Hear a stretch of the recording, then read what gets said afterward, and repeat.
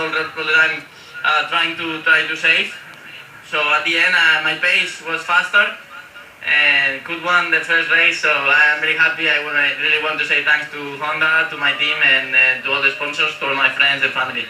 Thank you very much, Danny. It's 50. Jadi sebetulnya memang targetnya dari Pedrosa juga nggak muluk-muluk. Sebenarnya di posisi 4 juga nggak apa-apa sih, cuman menjaga ring pembalap aja ya. Dan ternyata ya pembalap lain malah udah kedodoran duluan.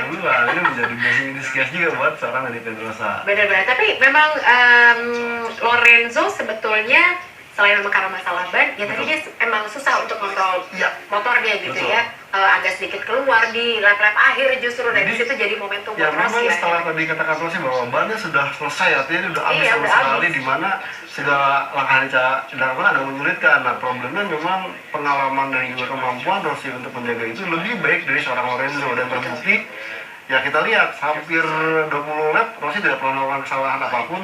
Berbeda dengan Lorenzo di tadi beberapa ketika ini dia hampir terjatuh, bahkan andaikan itu mungkin terjatuh ini sangat merugikan buat Lorenzo karena ya setidaknya agak menyulitkan buat dia di 3 race mendatang. Oke, sekarang kita sedikit prediksi ya GP Mania apa yang akan terjadi minggu depan tanggal 18 Oktober di Phillip Island. Kalau dari karakteristik sirkuit, dari catatan rekornya di Phillip Island, siapa yang punya kans paling besar? Ya, di luar ngomongin cuaca dulu ya John.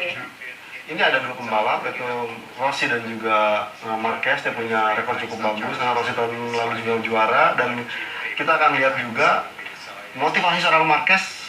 Dia pengen menang sebenarnya di Motegi dan Phillip Island, kan 2 track ini yang belum pernah dia menangi.